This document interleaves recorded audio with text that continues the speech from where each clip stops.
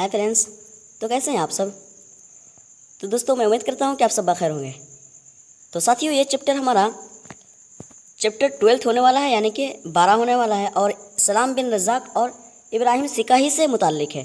क्योंकि ये चैप्टर जो है 12th क्लास का ये चैप्टर जो है सलाम बिन रज़ाक का जो इब्राहिम सिका जो चैप्टर है ये थोड़ा सा लंबा है, तो इसलिए हम 2 भाग में पढ़े हैं। ठीक है, चैप्टर 11th में पढ़े थे और चैप्टर 12th है ना, चैप्टर 12 में भी हम इसे मुकम्मल कर देंगे और देखते हैं कि कैसे कैसे सवालत और इसमें ऐड किए जा सकते हैं और कैसे कैसे इसमें इस अफसाना जो है लंबा सा अफसाना है, इब्राहिम सिका जो है ये अफसाना जो है लंबा है, तो इसमें कैसे कैसे सवालत और ऐड हो सकते हैं और ऐड हुए हैं। क्योंकि ज़्यादा जो अफसाना लंबा होता है उसमें कहाँ से कैसे सवाल क्वेश्चन बन जाए वो किसी को नहीं पता। तो चलिए साथियों लास्ट तक बने रहें, बहुत ही मुफीद चैप्टर होने वाला है और आपके इल्म में मज़ीद इजाफा होने वाला है। तो मैं उम्मीद करता हूं कि आप सब लास्ट तक बने रहेंगे और जितने लोग दोस्त अहबाब साथी लोग नहीं जुड़े हों उन तक ज़रूर शेयर कर दें ताकि वो भी इस चैप्टर से फ़ायदा हासिल कर सकें। तो चलिए साथियों, नाज़रीन से रिक्वेस्ट है सवालों की तरफ बढ़ने से पहले कि जो अब तक सब्सक्राइब ना किए हो तो सब्सक्राइब कर दें और बेल आइकन ज़रूर प्रेस कर दें। सवाल नंबर 1, इसमें पूछा गया कि अमेरिका का रॉकफिलर मिट्टी से कौन सा तेल निकालता था। कलम बंद करें। ये अमेरिका का जो रॉकफिलर था वो कौन सा तेल निकालता था मिट्टी से। Option A petrol, option A petrol, option B diesel, option C मिट्टी का तेल, ऑप्शन डी आंवले का तेल। तो साथियों सवाल नंबर 1 का हमारा करेक्ट और दुरुस्त जवाब जो होगा कि रॉकफिलर जो था अमेरिका का वो मिट्टी से कौन सा तेल निकालता था। वो मिट्टी से मिट्टी का तेल निकालता था। ठीक है, वो मिट्टी से मिट्टी का तेल निकालता था। तो हमारा ऑप्शन सी करेक्ट आंसर हो जाएगा दोस्तों सवाल नंबर 1 का।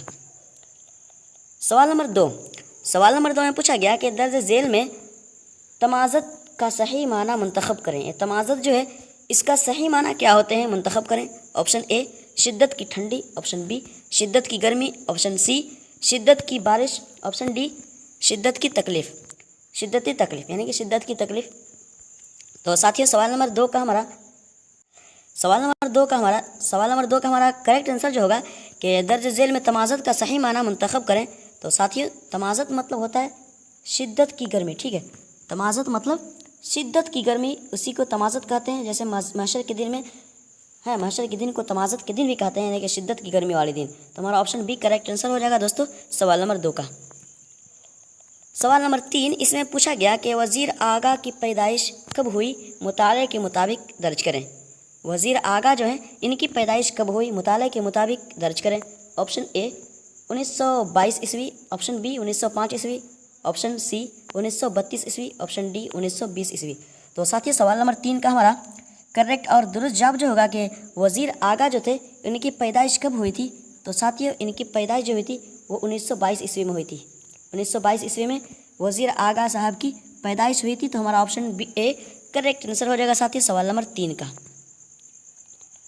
सवाल नंबर 4, इसमें पूछा गया कि इब्राहिम सिका कहानी में कितने बच्चे तालाब में नहा रहे थे, निशानदेही करें। ये इब्राहिम सिका जो ये कहानी है, अफसाना जो है, इसमें गुजरा होगा जो आप जो हज़रात मुताला किए होंगे कि इब्राहिम सिका जो कहानी है उसमें गुजरा था कि कितने बच्चे तालाब में नहा रहे थे। कल निशानदेही करें। ऑप्शन ए 10-12 बच्चे, ऑप्शन बी 6-7 बच्चे, ऑप्शन सी 2-4 बच्चे, ऑप्शन डी 20-21 बच्चे। तो साथियों सवाल नंबर 4 का हमारा करेक्ट और दुरुस्त जवाब जो होगा कि इब्राहिम सिका कहानी में मात्र 2-4 बच्चे है ना, मात्र 2-4 बच्चे नहा रहे थे। तो हमारा ऑप्शन सी करेक्ट आंसर हो जाएगा साथियों सवाल नंबर 4 का।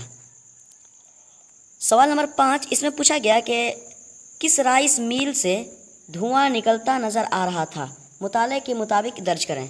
ये किस राइस मिल से धुआं निकलता नज़र आ रहा था कहानी में, मुताले के मुताबिक दर्ज करें। Option A Yadav rice mill, option B Patel rice mill, option C JK rice mill, option D AK rice mill. तो साथियों सवाल नंबर 5 का हमारा करेक्ट आंसर होगा और उन नाज़रीन को बखूबी पता होगा कि जो मुताला किए होंगे अपने शामिल निसाब में जो किताब है और उसमें जो कहानी है इब्राहिम सिका जो कहानी है उसका मुताला किए होंगे, तो ज़रूर आपको अगर आपके जहन में ये मुंतखब होगा, आपके जहन में ये महफूज होगा, तो ज़रूर आपके इस सवाल का जवाब आता होगा। तो मैं आपको बताता चलूँ कि किस राइस मिल से धुआं निकलता नज़र आ रहा था। तो ये दोस्तों ये पटेल राइस मिल था। ठीक है, पटेल राइस मिल जो था उसी से धुआं निकलता नज़र आ रहा था। तो हमारा ऑप्शन बी करेक्ट आंसर हो जाएगा साथियों सवाल नंबर 5 का। सवाल नंबर 6। सवाल नंबर 6 में पूछा जा रहा है कि स्कूल का इंचार्ज कौन था, मुताले के मुताबिक सही दर्ज करें। स्कूल का इंचार्ज कौन था, ठीक है, इंचार्ज कौन था। ऑप्शन ए जनाब बदरुद्दीन साहब, ऑप्शन बी अमीर अली, ऑप्शन सी इब्राहिम सिका, ऑप्शन डी सलाम बिन रज़ाक। तो साथियों सवाल नंबर 6 का हमारा करेक्ट आंसर होगा कि स्कूल का इंचार्ज जो था वो जनाब बदरुद्दीन साहब थे। तो हमारा ऑप्शन ए करेक्ट आंसर हो जाएगा साथियों सवाल नंबर 6 का। सवाल नंबर 7। सवाल नंबर 7 में पूछा जा रहा है कि एक नौजवान कमरे में पानी की मश्क के लिए जो दाखिल हुआ उसकी उम्र कितनी थी, दर्ज करें। एक कमरे में, ठीक है, एक कमरे में मतलब कमरे में एक नौजवान पानी की मश्क के लिए जो दाखिल हुआ था उसकी उम्र कितनी थी, दर्ज करें। ऑप्शन ए 25 बरस की, ऑप्शन बी 22 बरस की, ऑप्शन सी 15 बरस की, ऑप्शन डी इनमें से कोई नहीं। तो साथियों सवाल नंबर 7 का हमारा करेक्ट आंसर होगा कि एक नौजवान कमरे में पानी की मश्क लिए हुए, यानी कि पानी की मश्क जो बोलते हैं ना, मश्क मतलब एक मशकीज़ा होता है जिसमें पानी भरा जाता है, तो उसी को कहते हैं। तो पानी की मश्क लिए हुए जो दाखिल हुआ उसकी उम्र कितनी थी, तो साथियों उसकी उम्र 25 बरस की थी। तो हमारा ऑप्शन ए करेक्ट आंसर हो जाएगा साथियों सवाल नंबर 7 का। सवाल नंबर 8 इसमें पूछा गया कि लगता है नए मास्टर साहब हैं, लगता है नए मास्टर साहब हैं, ये अल्फाज किसने कहे थे, स्कूल में इंतखाब करें। यानी कि स्कूल में कोई शख्स आया होगा जो कि उसकी ज़बान से निकली होगी कि लगता है नए मास्टर साहब हैं, यानी कि उनको मास्टर साहब को पहले ना देखा थे, तो इसी वजह से ये अल्फाज निकाले थे कि लगता है नए मास्टर साहब हैं। तो ये अल्फाज किसने कहे थे वो दर्ज करें। ऑप्शन ए मास्टर, यानी कि कोई और मास्टर, ऑप्शन बी अमीर अली, ऑप्शन सी नौजवान, ऑप्शन डी शागिर्द। तो साथियों सवाल नंबर 8 का हमारा करेक्ट आंसर होगा कि लगता है नए मास्टर साहब आए हैं, लगते हैं नए मास्टर साहब हैं, ये अल्फाज नौजवान के मुंह से निकला था, ठीक है, जो पानी लेकर आया था उसी की ज़बान से निकली थी। तो ये हमारा ऑप्शन सी करेक्ट आंसर हो जाएगा साथियों सवाल नंबर 8 का।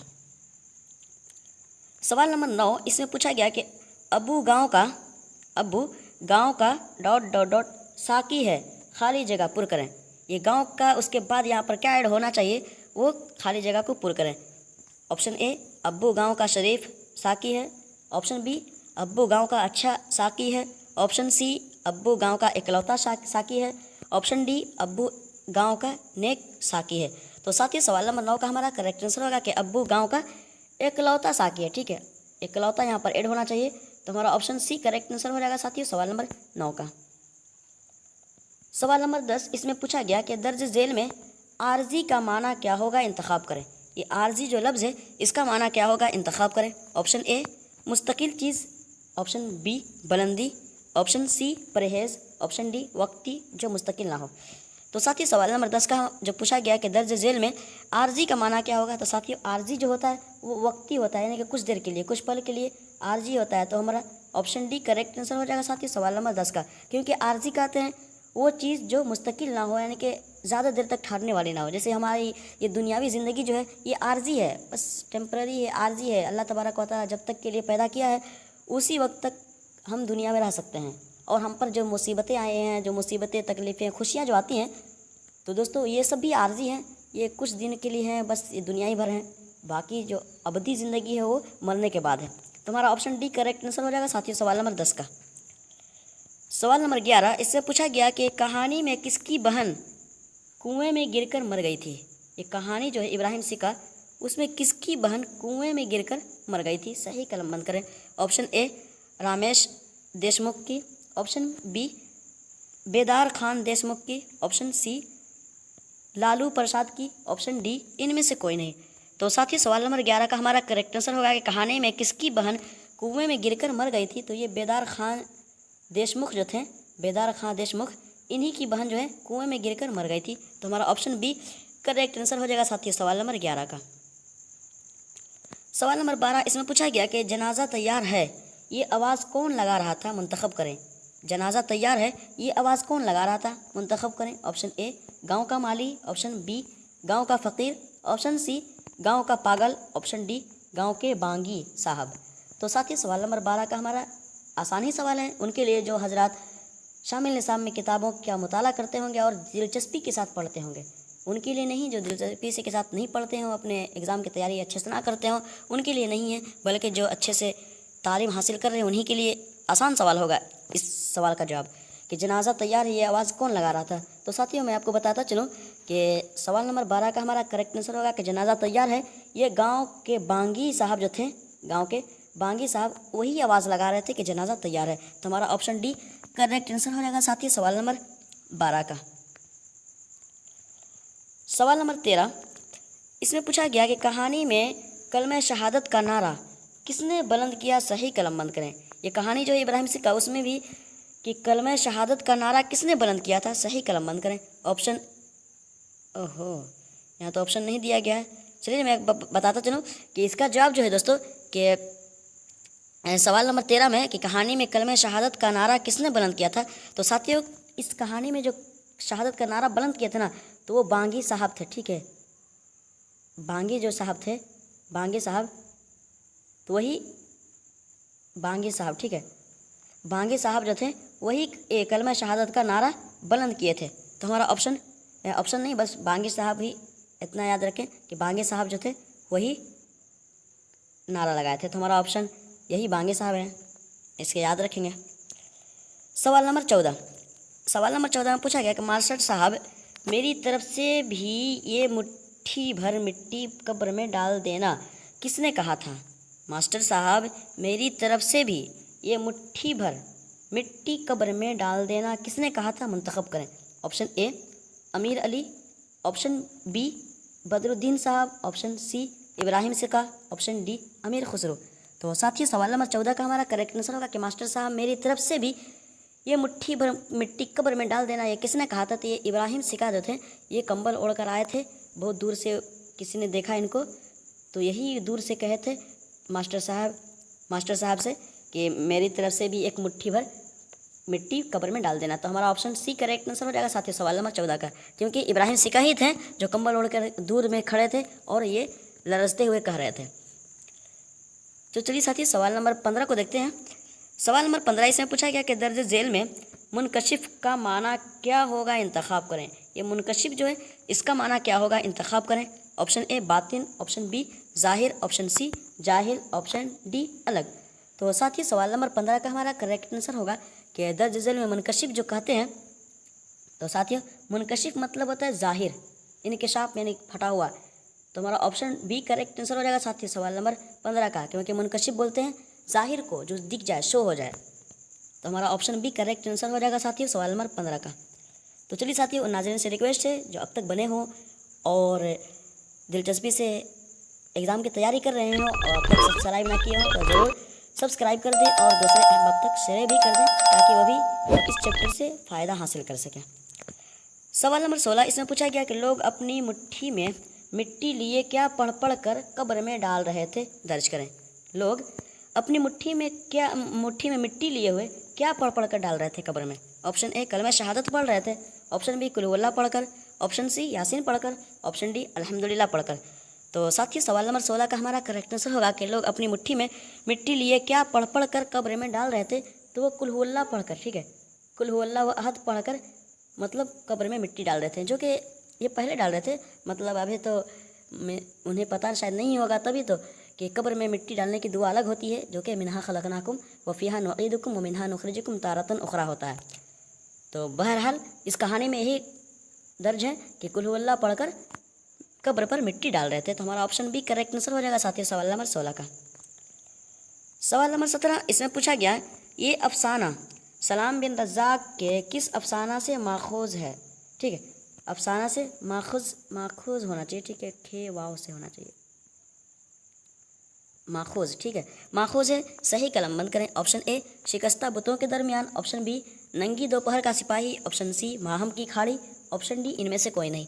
तो साथियों सवाल नंबर 17 का हमारा करेक्ट आंसर होगा कि ये अफसाना जो है सलाम बिन रज़्ज़ाक़ के किस अफसाना से, यानी कि इब्राहिम सिक्का का जो अफसाना है ये सलाम बिन रज़्ज़ाक़ के किस अफसाने से माखूज़ है, मिला हुआ है। तो हमारा ऑप्शन ए करेक्ट आंसर हो जाएगा साथियों, क्योंकि ये शिकस्ता बुतों के दरमियान से माखूज़ है। तो हमारा ऑप्शन ए करेक्ट आंसर हो जाएगा। सवाल नंबर 18 में पूछा गया कि दर्ज झेल में ईमान की ज़िद क्या होगी? सही मुंतखब करें। ये ईमान जो है उसकी ज़िद क्या होगी? सही मुंतखब करें। ऑप्शन ए अहकाम, ऑप्शन बी मज़हब, ऑप्शन सी कुफ्र, ऑप्शन डी इस्लाम। तो साथियों सवाल नंबर 18 जो है इससे पूछा गया कि जेल में दर्ज जेल में ईमान की ज़िद यानी कि इसकी अपोजिट जो होते हैं वो क्या आएंगे, अपोजिट जो होते हैं वो क्या आएंगे। तो हमारा सवाल नंबर 18 का हमारा करेक्ट और दुरुस्त जवाब जो होगा कि ईमान की ज़िद कुफ्र होता है। ठीक है, ईमान मतलब ईमान लाया, जो जिसने अल्लाह और उसके रसूल को माना है ना, ज़बान से भी और दिल से भी इकरार किया, उसको बोलते हैं ईमान लाना। और जो इन दोनों का इनकार किया, अल्लाह को नहीं माना, अल्लाह के अलावा किसी और को माना, अपने माबूद जाना और कुफ्र किया, और उसके रसूल को नहीं माना, उसकी किताबों को नहीं माना, फरिश्तों को नहीं जाना किताबों को, और उस पर रोज़े क़यामत का भी उस पर यकीन नहीं किया, तो उसको कहते हैं कुफ्र। तो हमारा ऑप्शन सी करेक्ट आंसर हो जाएगा साथियों सवाल नंबर 18 का। सवाल नंबर 19, इसमें पूछा गया कि इस अफसाने में किस गांव का किस्सा बयान किया गया है ना। इस अफसाने में किस गांव का किस्सा बयान किया है, दर्ज करें। ये जो अफसाना है इब्राहिम सिक्का, तो उसमें किस गांव का किस्सा बयान किया गया है। ऑप्शन ए रामपुर का, ऑप्शन बी किशनगंज का, ऑप्शन सी धुरन का, ऑप्शन डी इस्लामपुर का। तो साथियों सवाल नंबर 19 का हमारा करेक्ट आंसर होगा कि इस अफसाने में यानी कि इब्राहिम सिक्का जो अफसाना है उसमें किस गांव का किस्सा बयान किया गया है। तो ये धुरन नाम का एक बस्ती थी। ठीक है, धुरन नाम का एक गाँव था, उसी गाँव का किस्सा बयान किया गया है। तो हमारा ऑप्शन सी करेक्ट आंसर हो जाएगा दोस्तों सवाल नंबर 19 का। सवाल नंबर 20, इसमें पूछा गया स्कूल के इंचार्ज कौन थे, सही दर्ज करें। ये तो दोबारा सवाल हो गया दोस्तों कि स्कूल के इंचार्ज कौन थे, सही दर्ज करें। तो दोस्तों सवाल नंबर 20 का हमारा करेक्ट आंसर होगा कि स्कूल के इंचार्ज जो थे वो बदरुद्दीन थे, मास्टर बदरुद्दीन साहब थे। तो हमारा ऑप्शन डी करेक्ट आंसर हो जाएगा दोस्तों सवाल नंबर 20 का। सवाल नंबर 21, इसमें पूछा गया कि शामिल निसाब में अफसाना इब्राहिम सिक्का को किस मजमूए से अखज़ किया गया है। ठीक है, ये शामिल निसाब में अफसाना जो इब्राहिम सिक्का जो है इसको किस मजमूए से अखज़ किया गया है, यानी कि मिलाया गया है। ऑप्शन ए शिकस्ता बुतों के दरमियान, ऑप्शन बी नज़्म, ऑप्शन सी अदब से, ऑप्शन डी मसनवी से।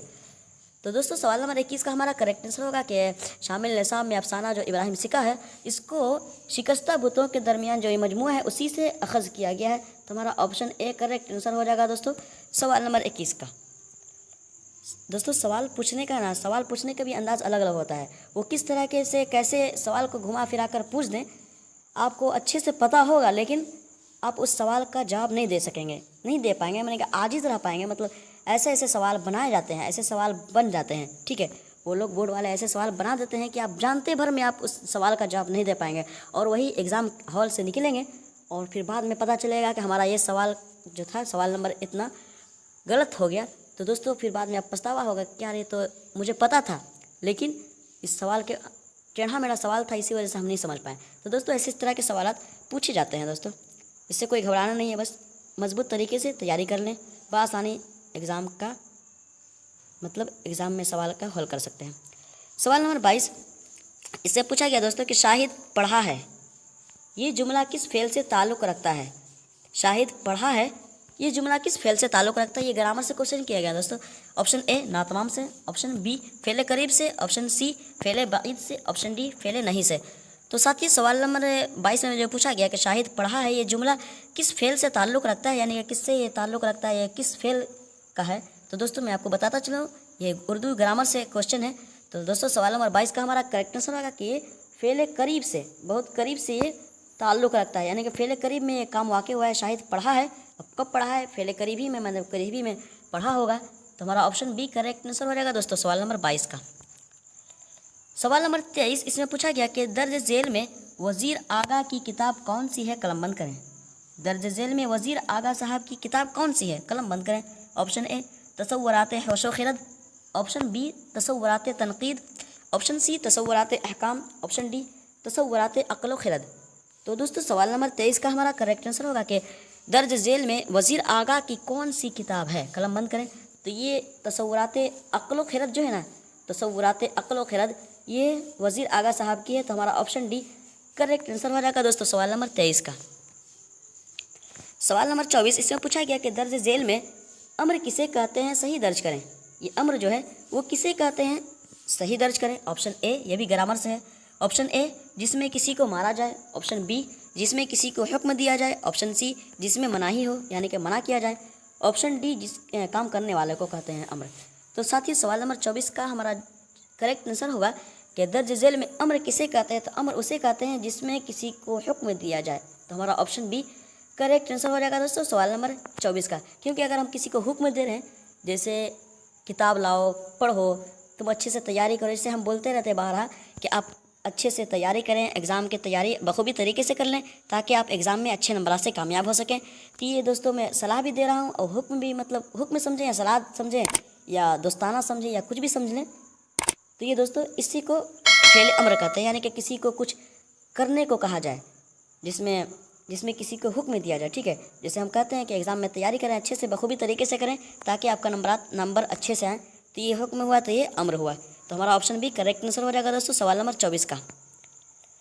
सवाल नंबर आखिरी यानी कि सवाल नंबर 25, इसमें पूछा जा रहा है कि जेल में यकलख्त का सही माना मुंतखब करें। यकलख्त जो है इसका सही माना मुंतखब करें। ऑप्शन ए देर से, ऑप्शन बी दिल का टुकड़ा, ऑप्शन सी फ़ौरन, ऑप्शन डी बहुत अजीज़।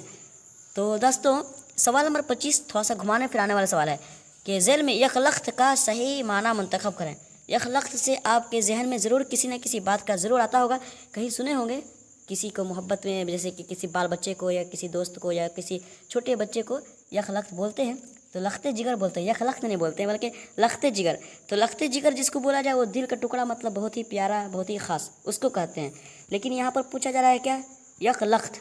तो यकलख्त का मतलब होता है फ़ौरन, तुरंत, जल्दी, है ना, एकदम तुरंत फ़ौरन, तो उसी को यकलख्त कहते हैं। तो हमारा ऑप्शन सी करेक्ट आंसर हो जाएगा दोस्तों सवाल नंबर 25 का। और लख्ते जिगर जो बोलेंगे ना, लख्ते जिगर, ये मेरे लख्ते जिगर है, ये मेरी किताब जो लख्ते जिगर है, हैं, और तालीम जो है मेरी लख्ते जिगर है, ये मेरे दिल का टुकड़ा है। तो वो लख्ते जिगर कहने से हम लख्ते जिगर यानी कि दिल का टुकड़ा, बहुत ही प्यारा, बहुत ही अजीज़ समझेंगे। लेकिन यकलख्त अगर आ गया तो यकलख्त से मतलब फ़ौरन। ठीक है, तो हमारा ऑप्शन सी करेक्ट आंसर हो जाएगा दोस्तों सवाल नंबर 25 का। तो चलिए साथियों, thank you so much all everyone इतने देर तक बने रहने के लिए और अपनी तैयारियों को मजबूत करने के लिए। तो चलिए साथियों, मैं उम्मीद करता हूँ कि आप सबके इल्म में मज़ीद इजाफा होता चलाता होगा और ये चैप्टर बाई चैप्टर पढ़ने से आपके इल्म में बहुत ही तरह तरह के सवालात का हल निचोड़ निकलता होगा और आपके जवाब जहन में महफूज होते होंगे और आपके जहन में ये ज़रूर पैदा होता होगा ये बात कि हम एग्ज़ाम में जाएंगे, अगर इस तरह के सवालात आ जाएँ तो हम बआसानी हल कर सकते हैं। तो चलिए साथियों, मिलते हैं अगले चैप्टर में, अगली वीडियो में, अगले सवालों के साथ, अगले टॉपिक के साथ। तब तक के लिए अपना ख्याल रखें और हमें भी दुआ में याद रखें। अल्लाह हाफिज़।